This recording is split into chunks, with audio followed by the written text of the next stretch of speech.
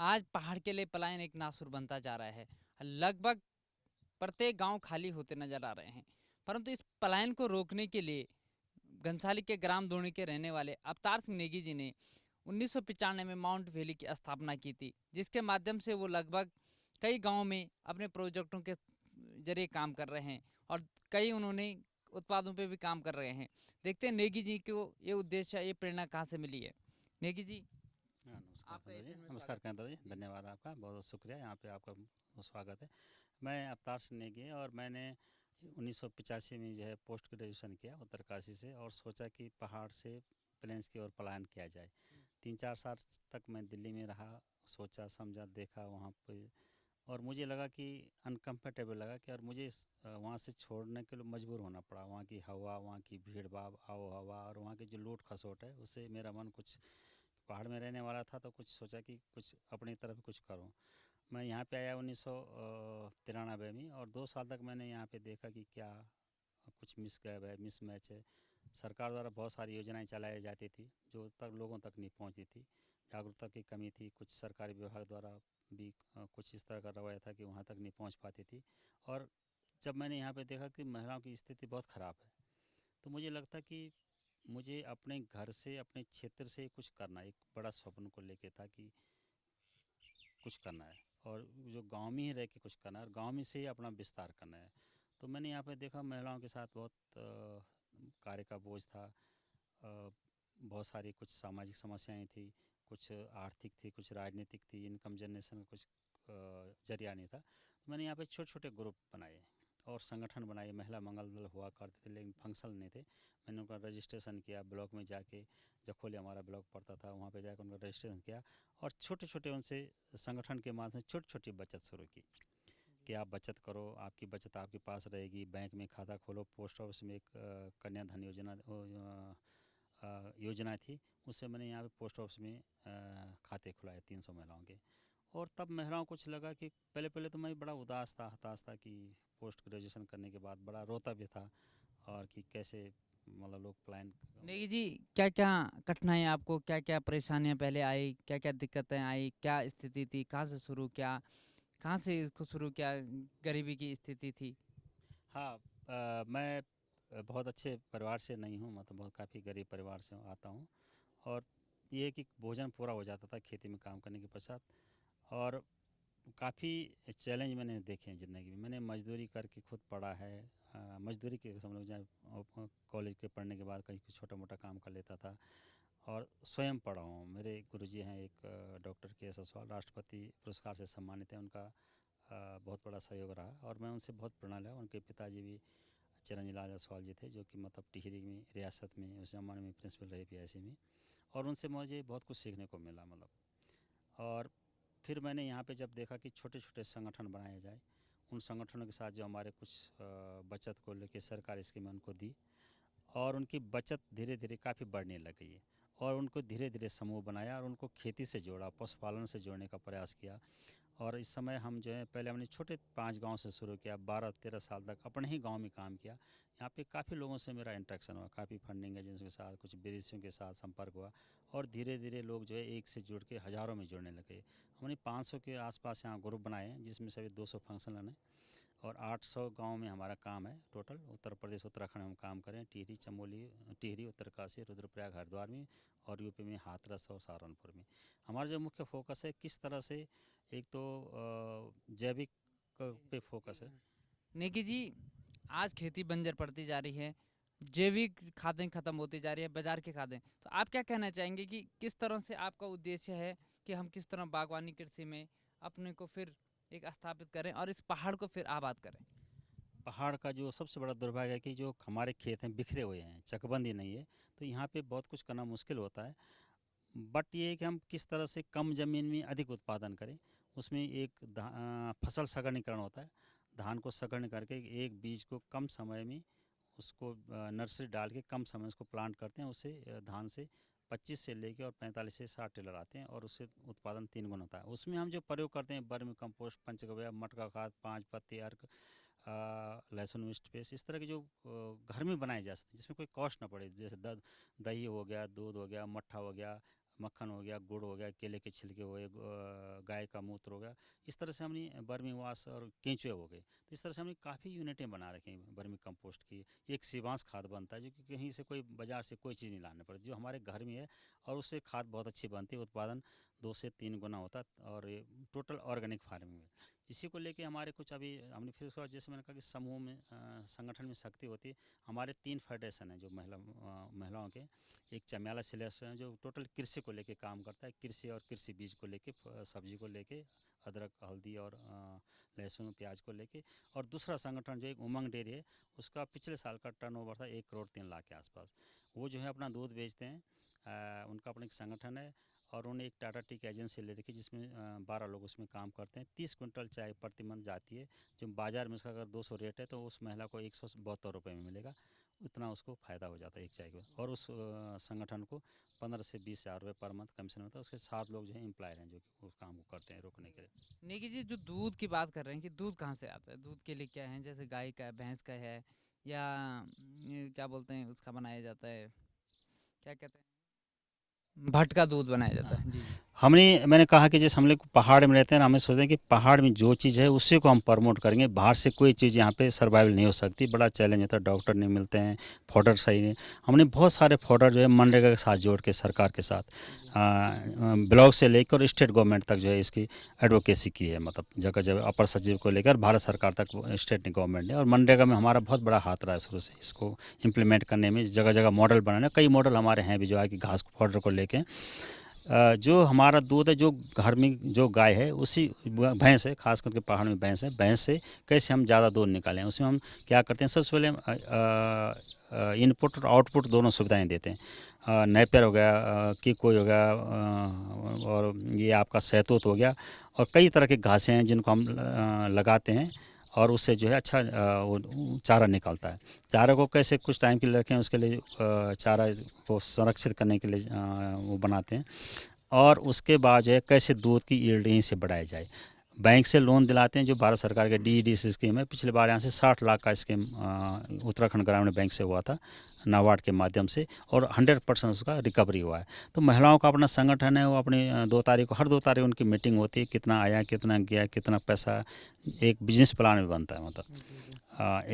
तीसरा संगठन है जो कि हमारा जाके गारमेंट्स को लेके करता काम। वहाँ पे 18 मशीन है, शहनाज ट्रिपलिन फंड ने हमको फंड दिया है, और उसमें हमारा है कि 300 महिलाओं को ट्रेन करना है, 150 को रोज़गार से जोड़ना है, उनको 6,000 रुपये per month farming non farming से लाना है।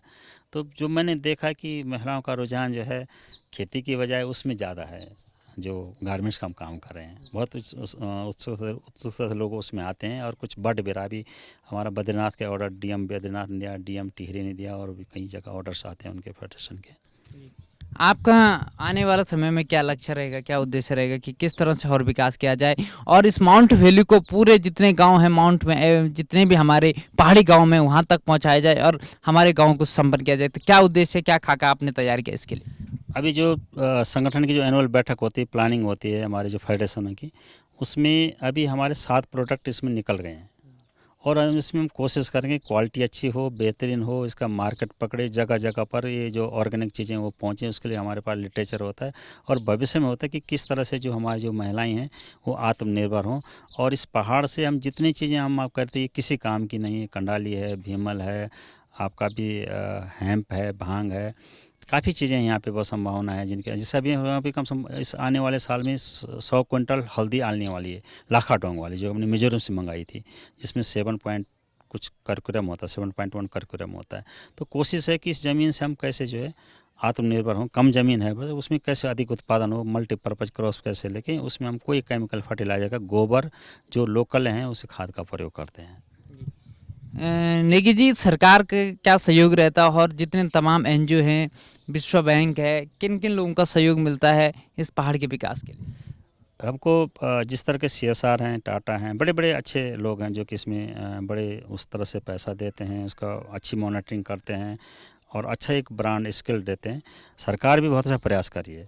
अब ये है कि लेने वाला जो लोग हैं, सरकार से बहुत सारी स्कीमें हैं, फार्म फील्ड मशीनरी है, सिंचाई के साधन हैं, बहुत सारे हैं। और सरकार का जो मंशा है वो ये कि किस तरह से हम 2022 तक किसानों की आमदनी दुगनी करें। तो अगर किसी के करने वाले के अंदर ये हो जाए कि मुझे अपने गरीबी से आगे बढ़ना है, लड़ना है, तो ऑप्शन है, संभावनाएं हैं, रास्ते हैं, जगह जगह के प्रशिक्षण जगह जगह से मिलते हैं। बड़ा अच्छा द्वार है। और जो सपना है कि इसको कैसे बेहतर इनकम हो सकती है, तो निश्चित तौर से ये हो सकती है। और एक हम ये सोच रहे हैं कि कुछ हम 10 से 15 ऐसे ब्रांड हों जो कि यहाँ के प्रसिद्ध हों, इस महिलाओं द्वारा निर्मित हों, मतलब उनकी आजीविका बढ़े। पहाड़ की महिलाओं को किस तरह से हम उन्हें आत्मनिर्भर बना सकते हैं, क्योंकि पहाड़ में महिलाओं का बहुत बड़ा योगदान है, ज़्यादातर महिलाएं ही काम करती हैं, तो देखिए जिसके लिए क्या उद्देश्य ये है? काफ़ी दुर्भाग्य कि हम लोगों को है कि शहर भागने के जो पलायन के जो एक रोग लगा हुआ है, बहुत ख़राब रोग है। और महिलाएं घर पे रह रही हैं, बड़े कष्टदायी हैं, वर्कलोड बहुत ज़्यादा है, कुछ प्रकृति भी कुछ साथ नहीं दे रही है। हमारा ये प्रयास है कि किस तरह से उन महिलाओं को हम इसका इंटीग्रेटेड काम करते हैं कि उसके इर्द गिर्द जितनी भी और कोई घटनाएं होती हैं, कहीं स्वास्थ्य की प्रॉब्लम है, वहाँ स्वास्थ्य के साथ कैंप की बात करते हैं, और बच्चों की शिक्षा की बात है, उसको लेके इंटीग्रेटेड लेके अप्रोच करके ही कुछ हो सकता है। और कम से कम एक चीज़ से यहाँ जो हमारे लाइवलीहुड बास्केट है, उस बास्केट में जब से 15-20 चीज़ें न हों तब तक बड़ा मुश्किल है। तो ये प्रयास है कि हर तरह से उसमें कुछ फॉरेस्ट प्रोड्यूस है, जैसे बहुत सारे फॉरेस्ट है, लिंगड़ा है, साइकिना है, गुरियाल है और बुरांस है, उस काफल है, उस प्रोड्यूस को भी हिंसर है, उसको भी हम उसको लाने का प्रयास कर रहे हैं, इसको बनाने का, कि उसको चॉकलेट शेप में दें। जैसे दूध का डेयरी है, वो सेल्फ सस्टेन है, उसे 8 साल से उसे 25 लोग उसी दूध को बेचते हैं, उसी से उनकी तनख्वाह निकलती है 25 लोगों, उसमें हम कोई फंड नहीं करते हैं कहीं से नहीं, स्वयं महिलाएं चलाती हैं उसको। माउंट वैली के जरिए कितने लोगों को रोजगार मिला और कहाँ कहाँ अस्थायी और अस्थायी तौर पर रोजगार मिला? जो माउंट वैली अभी 312 के आसपास कार्य करते हैं, जो फुल टाइम कार्य करते हैं, उसमें कुछ हैं 203 ग्रामीण शिक्षाएँ हैं जो कि खाली बालिका शिक्षा को लेकर कार्य करती हैं, बाकी जो है स्टाफ है, 2 स्टेटों में काम है। और इससे जो अप्रत्यक्ष रूप से जो हमारे फेडरेशन है, उनकी अपनी दुकानें हैं, 3 दुकानें हैं जो कि उसी से चलाती हैं वो लोग। एक पौखाल में है एक दुकान, एक कोटमा में है, जो कि वहाँ पे 2 लोगों का स्टाफ जो सेल्फ सस्टेन है, और प्रोड्यूस लाते हैं, उसको बेचते हैं, जैसे रामदाना लाते हैं, उसको बेचते हैं, गांव से इकट्ठा करते हैं, फेडरेशन बना रखी है वहाँ पे, रिवॉल्विंग फंड उनके पास 3 लाख रुपए है। चमियाला बेलेश्वर में एक 13 गाँव है, वहाँ पे वो लोग बीज का काम करते हैं, बीज और कृषि औजार का, उनके पास सरकार द्वारा लाइसेंस भी प्राप्त है। सरकार के जो इतने स्कीम हैं उनसे टाइप करके करते हैं, क्योंकि सरकार एक बड़ा विकास का बहुत बड़ा जरिया है, उनके पास इंफ्रास्ट्रक्चर है, स्टाफ है, संसाधन है, पैसे हैं।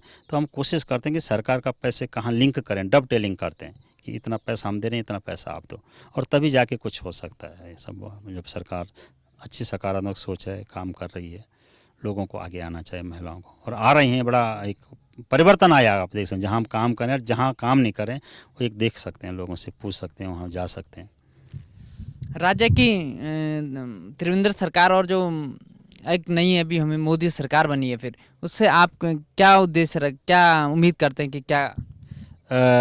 पर्टिकुलरली मैं कहूँ तो मुझे बहुत आशाएं हैं, जिस तरह के मोदी जी का एक बड़ा विजन को लेके हैं, धरातल में कुछ काम जो बहुत कम समय में काम दिखे हैं, और आने वाले सच जो उनका विजन है, उनका विजन है कि जिस तरह किस तरह से हम ऐसी चीज़ें रिसोर्सेज हैं उनसे हम कैसे आगे बढ़ा सकते हैं। सोलर एक बहुत बड़ा स्कोप है हमारे लिए, जिससे हम बहुत अच्छा काम कर सकते हैं।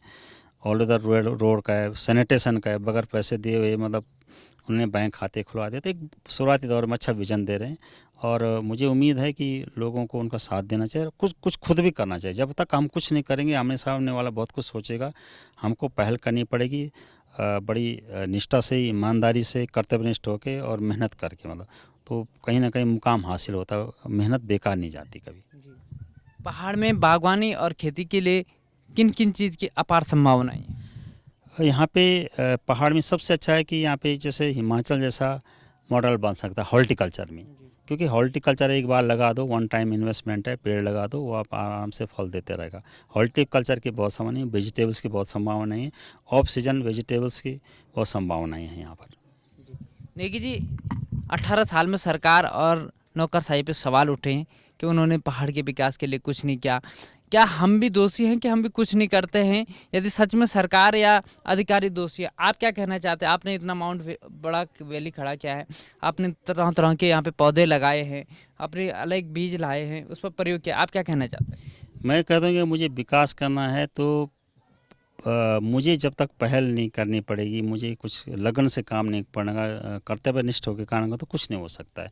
सरकार भी तभी तक साथ दे देगी। सरकारी योजनाएं तभी सक्सेस होती हैं जब करने वाले के अंदर एक इच्छा शक्ति हो, एक बड़ा स्वप्न देखे कि मैं आज इस स्थिति में, कल मैं इस स्थिति में जा सकता हूँ काम करने से, तो हो सकता है। लेकिन जब तक जन सहयोग नहीं होगा तब तक कुछ भी सरकार कितना पैसा डाल दे, कितना कुछ कर दे डेवलपमेंट, जब तक वो दर्द ना हो, सीने में दर्द ना हो कुछ करने का, तो मुश्किल है। तब तक ये होना चाहिए। नेगी जी, उत्तराखंड को एक टूरिस्ट प्लेस कहा जाता है और सरकार ने होम स्टे चलाया है। आप इस चीज़ से भली भांति जानते हैं, आप क्या कहना चाहेंगे होम स्टे के बारे में? यहाँ पे प्रकृति ने हमको हर मौसम में, हर सीजन में हर तरह के मौसम दिए हैं। यहाँ पे सब कुछ हो सकता है। इको टूरिज्म हमारी छाने हैं, पुराने जो हमारे राज मिस्त्रियों के जो जिनमें राज है, जिन मकानों में वो मकान है, इनके अंदर घुसो तो उनमें वास्तव में राज में, गर्मियों में जाओ तो ठंडा, ठंडियों में जाओ तो गर्मा, मानसून सीजन में तो अलग मौसम, जो इको फ्रेंडली हो, प्रकृति के अनुसार होता है। अपार संभावना, हिमालय है, नदियाँ हैं, पशु पक्षी हैं, पेड़ पौधे हैं, बायोडाइवर्सिटी की इतनी वैरायटी है कि इको टूरिज्म यहाँ पे बहुत बेहतरीन हो सकता है। विश्व का हो सकता है नंबर 1 उत्तराखंड में। और प्रकृति ने उत्तराखंड को इतनी नदियाँ, ग्लेशियर दिया है, हिमालय दिया है, वन दिए हैं, जो कि जिनकी प्रशंसा की जाए बहुत कम है। नेगी जी, एक सवाल है कि जो लगातार जंगलों में आग लगती जा रही है, पानी का जल संकट बना हुआ, आप किस रूप से देखते हैं कि यह आग का जिम्मेदार आम आदमी है या वन विभाग है? मैं कहूँ लगातार आम आदमी है ज़्यादा परसेंट में, तो आम आदमी जवाबदेह है, जबकि उससे वन से बहुत फ़ायदा है, वो समझता है। पर पता नहीं क्या दुर्बुद्धि आ रखी है लोगों के अंदर, कहीं बीड़ी सिगरेट पी के छोड़ देते हैं, कुछ लगाते हैं। और जो पिरुल है, ये सबसे बड़ा कारण है, क्योंकि जहाँ मिक्स फॉरेस्ट होता है वहाँ पे आग कम लगती है, लेकिन पिरुल जो है बहुत तेज़ी रूप से पकड़ता है और इसको बुझाना बड़ा मुश्किल होता है। वन कर्मियों के पास इतने संसाधन भी नहीं, और बनकर्मी कभी कभी बहुत सारे जवाबदेह भी नहीं होते हैं, कुछ बहुत जवाबदेह होते हैं। कई लोग आग जलाते जलाते मर गए, ऐसे बहुत सारे हैं, बच्चे हैं, कुछ गांव वाले हैं।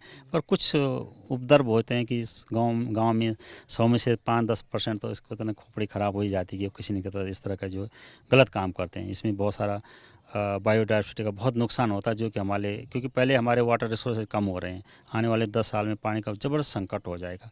लेकिन लोगों के अंदर ये चीज़ नहीं हो पा रही कि इसका मुख्य कारण है कि बायोडाइवर्सिटी ख़त्म हो जाएगी। हर पौधा, हर तिनका, हर कीट, हर छोटा से छोटा और बड़ा से बड़ा पशु पक्षी, पेड़ पौधों का ये सामंजस्य है। ये अगर डिसबैलेंस हो गया तो हमको बहुत गंभीर परिणाम भुगतने पड़ेंगे, जिसके लिए प्रकृति हमको माफ़ नहीं करेगी। नेगी जी, सवाल है कि जो एनजीओ और जो संस्थाएं हैं, अधिकतर लोगों को उन पर विश्वास टूट रहा है, क्योंकि कुछ लोग कागजों में काम कर रहे हैं, धरातल पर दिखाई नहीं दे रहा। तो किस तरह हम लोगों का विश्वास बना के रखें, इसके लिए क्या सोचते हैं आप? क्योंकि मैं जब इस सेक्टर में आया तो मैं कुछ जीरो था, मैं कुछ नहीं जानता था। मैंने इस मतलब छलांग तालाब में मारे और तैरना सीखा। बहुत सही सवाल किया आपने, क्योंकि लोगों ने, एक संस्था है, कहीं वो मास्टर है, कहीं उसकी 4 गाड़ियाँ हैं, कहीं ठेकेदार है, कहीं मनरेगा में काम ले रहा है, कहीं 50 काम कर रहा है, लक्ष्य विहीन है। उसको ये होता है कि कहाँ से मैं काम करूँ। अगर किसी आदमी ने पूरा लक्ष्य बना दिया कि मुझे संस्था में काम करना है, और उसका जो है, उसका जो काम का परिणाम पब्लिक देती है। अगर आप बाज़ार में जा रहे हैं, आपको कितना सम्मान करते हैं, क्या बोलते हैं, मतलब, तो उसका जब आप बाज़ार में चलते हैं तो मुझे लगता है कि वही पे उसका परिणाम जाता है, कौन संस्था कैसा है, कौन संस्था काम करती, कौन नहीं करती। अभी सरकार ने बहुत अच्छी पहल है, FCRA के अंतर्गत जो है गृह मंत्रालय ने बहुत सारी संस्थाओं को बंद किया है, और बड़ी खुशी होती है इस तरह से। तो जो काम करने वाला वो लंबा जिएगा, जो काम नहीं करेगा वो जो है कुछ दिन ही चल पाएगा। जो सोलर और गोबर गैस का आपने प्लांट लगाया है, उससे क्या फ़ायदा है, हमारे जो दर्शक हैं वो भी सुनना चाहते हैं। अपार संभावना है। सोलर जो है हमारे, जैसे कहते हैं हम, सूर्य भगवान है। वो वास्तव में आज की दुनिया में हमारे लिए भगवान है। जिस तरह से ईंधन की कमी हो रही है, ईंधन महंगा हो रहा है, बिजली गैस के भी भंडार है, कुछ समय बाद ख़त्म हो जाएगी, नेचुरल रिसोर्सेज। ये रिसोर्स ऐसा है कि इससे हम खाना बना सकते हैं, पानी लिफ्ट कर सकते हैं, स्नान कर सकते हैं, बत्ती जला सकते हैं, मोटर चला सकते हैं, पंप आ गए, बहुत सारे सोलर इस तरह के मशीन आ गए, यंत्र आ गए, सोलर लिफ्टिंग आ गया, जो कि नीचे से पहाड़ में पानी नीचे की तरफ है, ऊपर की तरफ 2 किलोमीटर 2.5 किलोमीटर जो है पानी लिफ्ट करके 18-19 लाख में आराम से खींच जाता है पाइपलाइन, ग्रेविटी से नीचे से। तो ये बहुत, अगर इसको दिल से छुआ, मुझे इसको और भूकंप को रोधी मकान वगैरह बहुत दिल से छुए हैं, और पहाड़ में महिलाओं की स्थिति को लेकर एकदम दिल से मैंने देखा है कष्ट को, और उसको तो इसे मेरे मन में है कि मैं कोई काम ना हो, इसको मैं काम करूँ। और मैं सोलर से बहुत सेटिस्फाई हूँ अपने एरिया में। पूरा सोलर सिस्टम है, सोलर 9 किलोवाट का सोलर है, सोलर कुकर हैं, सोलर हीटर हैं, सोलर गीजर हैं, सोलर लाइट है, सब चीज़ सोलर को मैंने ऑफिस में 100% मेरा सोलर में चलता है। दिन में पावर मैं यूज नहीं करता हूँ कभी। अभी आप देखेंगे तो सोलर सिस्टम 5 किलोवाट का ऑफिस में लगा है। सरकार का ये प्रयास है। 90% उन्होंने सब्सिडी दी थी और 10% कॉन्ट्रीब्यूशन था। तो ये आने वाले फ्यूचर में बहुत भविष्य है। जैसे हमारी ज़मीन खाली पड़ी हैं, छत के ऊपर हैं, बहुत सारे ऐसे कि ढंगार हैं, पहाड़ हैं, हम सोलर को लगा सकते हैं। और ये लॉन्ग टर्म चलने वाला है, हमेशा जब तक सूरज चांद पृथ्वी रहेगी हमेशा चलेगा, और इसका हम ज़्यादा से ज़्यादा उपयोग करना चाहिए। देखिए जी, आखिर सवाल ये है कि किन किन पौधों को, पेड़ पौधों को आपने लगाया, हमारे दर्शक सुनना चाहते हैं। क्या क्या आपने नया प्रयोग किया? हमने अपने वाटर शेड में यहाँ पे सेब लगाया है, कीवी लगाया है, नाशपाती बब्बू गोसा महल पे ग्राफ्टिंग किया है, और कीवी का है, और इसके अलावा जो है इलायची, बड़ी इलायची है, हल्दी का है, फ्रांसबिन, प्याज, और कहीं पुलम को लगाए हैं। मतलब काफ़ी प्रयास किया हमने इस तरह से हॉर्टिकल्चर को लेके। क्या रिजल्ट रहा नेगी जी? रिजल्ट अच्छा है। हमारे पे आप अमरूद है, रिकेश्वर प्रसाद यहाँ पे मेगाधार में 2001 से 3 तक हमने वहाँ पे वाटर शेड में काम किया टाटा से। वो आजकल 9,000 का अमरूद बेच लेते हैं। खाली 3 पेड़ हैं इस तरह से। जो कि आप पहाड़ के लोगों को क्या संदेश देना चाहते हैं जो अपनी खेती गांव गोठार छोड़ के चले गए हैं, गांव को छोड़ के चले गए हैं और पलायन कर रहे हैं, लगातार बोल रहे हैं कि कुछ हो ही नहीं रहा है, तो ऐसे लोगों के लिए आपका क्या संदेश है? मेरा ये संदेश है कि जैसे उदाहरण के लिए बीज कभी भी डालो, फल या पौधा वो देता है, वो लेता नहीं है। एक हम डालेंगे वो 50 देगा, 50 डालेंगे तो उसका मल्टीप्लाई होता जाएगा। मेरा ये संदेश है कि जैसे हम एक माल्टे के 2 रुपये के दाने से उसको वैल्यूएट करके हम 200 रुपये में जा सकता है। उसका बीज, सिक्कल, पल्प बना के, फेस क्रीम बना के, उसका पाउडर बना के, उसका जूस बना के, तो एक माल्टे के दाने अगर हम औसत देखें तो उसको जो है 100 रुपये में लास्ट वैल्यूएट करके, और हमको जो है रॉ में नहीं बेचना है। हमको कोशिश करना है कि हमारी छोटी छोटी यूनिटें हों, उसमें वैल्यू ऐड करें और वैल्यू ऐड करके भी प्रोडक्ट को बेचें, तब जाके हम बहुत अच्छा उत्पादन कर सकते हैं और बहुत अच्छा इनकम हो सकता है। नेगी जी, ये दूनी गांव है और घनसाली ब्लॉक में, यहाँ क्या क्या चीज़ है जो पर्यटकों को लुभा सकती है और उनका विकास किया जा सकता है? केंद्र साहब, यहाँ पे बहुत बड़ा सहस्त्र ताल है, जो खतलिंग ग्लेशियर है, जहाँ पे कि बहुत अपार संभावना है। हज़ारों वहाँ पे सहस्त्र ताल हैं जिनकी कोई कल्पना नहीं कर सकते। बुग्याल हैं ऊपर, त्रिजुगी है, और पंवाली कांठा है जो कि बहुत प्रसिद्ध है। पंवाली कांठा का बुग्याल, मैं बेलगण की बात करता हूँ। उधर जो है गंगी है, पिंसवाड़ है, इस तरह के जो है यहाँ पे बूढ़ा केदार के इलाके में, इधर जो है अखोड़ी में के ऊपर जो है एक विश्वनाथ जगदीशिला है।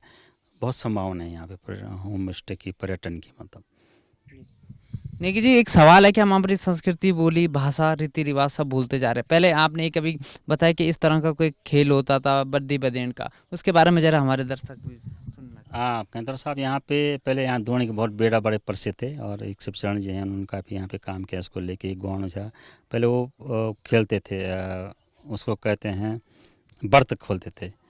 एक धार से दूसरी धार तक बावला बढ़ते थे, उसमें एक घोड़ी रखी जाती, मैंने घोड़ी आपको दिखाई, और उसमें उसको बांध दिया जाता, और धीरे धीरे करके उसके पैरों में मिट्टी डाल के उसको ढोलक उसके हाथ में, वो ढोलक बजाते अपने बैलेंस को बनाते। एक सिंगल रस्सी पे काठ की घोड़ी में आधा किलोमीटर के आसपास जाता था। तो एक बहुत बड़ा अनूठा प्रयास था उस समय का। फिर कुछ अवसर लगाते थे, साथ ही साथ जो है और कुछ गाँव में बहुत सारे इनकी, लेकिन अब जो है धीरे धीरे कल्चर ने हमारे इस संस्कृति को ख़त्म किया। तो मुझे ये है कि जैसे अभी बहुत अच्छी नई सोच समिति ने एक पहल की है कि इसको हम आगे बढ़ाएं, और ही होना चाहिए। जो कल्चर नहीं है तो फिर वो कोई वो नहीं, ना व्यक्ति है, ना राष्ट्र है, ना कुछ नहीं है, वो शून्य है मतलब। धन्यवाद नेगी जी।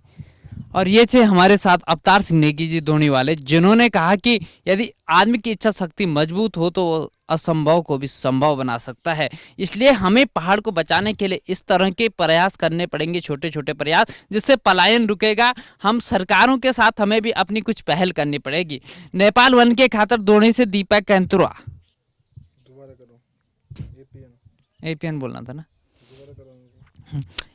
ये थे हमारे साथ अवतार सिंह नेगी जी, माउंट वैली दोनी वाले, जिन्होंने कहा कि असंभव को संभव कैसे बनाया जा सकता है। यदि इच्छा शक्ति मजबूत हो तो सब कुछ संभव हो सकता है। उन्होंने कहा कि हम इन पहाड़ों पर सब कुछ उगा सकते हैं, परंतु हमारी इच्छा शक्ति मजबूत होनी चाहिए। सरकार के साथ हमारा भी प्रयास होना चाहिए। हमारे ये बहाना नहीं होना चाहिए कि कुछ नहीं हो रहा और हम पलायन करते जा रहे हैं। एपीएन के खातिर गलत हो गया फिर